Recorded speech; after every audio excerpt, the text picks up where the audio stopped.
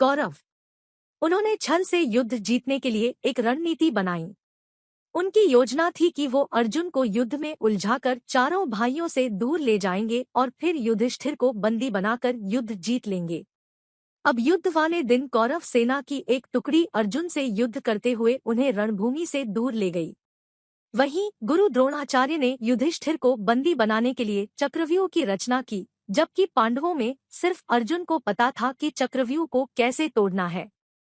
अर्जुन के दूर जाते ही गुरु द्रोणाचार्य ने कुरुक्षेत्र में कौरवों और पांडवों के बीच 18 दिन तक घमासान युद्ध चला था।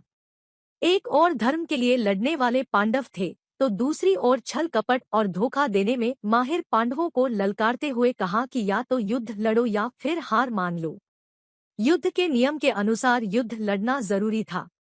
यदि युद्ध न करते तो भी हार जाते और युद्ध करते तो भी हार निश्चित थी।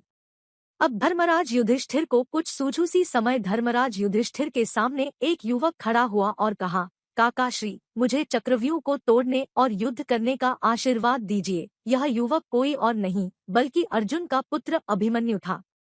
अभिमन्यु अभी मात्र 16 वर्ष का ही था, लेकिन सभी जानते थे कि वह युद्ध कौशल में अपने पिता के जैसा ही निपुण है। युधिष्ठिर ने अभिमन्यु को मना किया, लेकिन अभिमन्यु नहीं माना और उसने कहा, मुझे चक्रव्यूह तोड़ना आता है।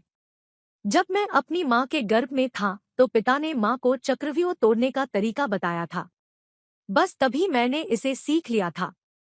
मैं आगे रहूंगा और आप सब मेरे पीछे पीछे आइए।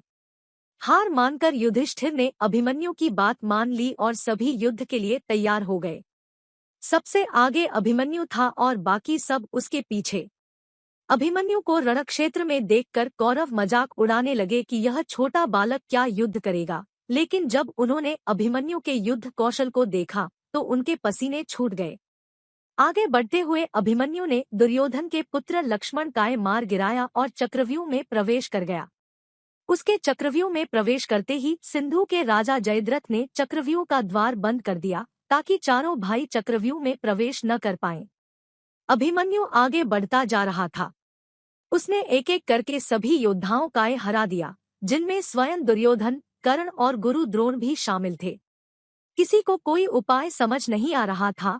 तभी कौरवों के सभी महारथियों ने एक साथ मिलकर अभिमन्यु पर हमला कर दिया। किसी ने उसका धनुष तोड़ दिया तो किसी ने रथ। इसके बावजूद अभिमन्यु नहीं रुका। उसने रथ का पहिया उठाकर युद्ध करना शुरू कर दिया। बड़े बड़े महारथियों के साथ वीर अभिमन्यु अकेला लड़ता रहा, लेकिन वह अकेला कब तक लड़ता। अंत में सभी ने मिलकर उसकी हत्या कर दी और अभिमन्यु वीर गति को प्राप्त हुआ। अभिमन्यु की मृत्यु के बाद अर्जुन ने प्रतिज्ञा ली कि वह अगले दिन युद्ध में जयद्रथ का वध कर देगा। आज शूरवीर अभिमन्यु का नाम कर्ण और अर्जुन से भी पहले सम्मान के साथ लिया जाता है।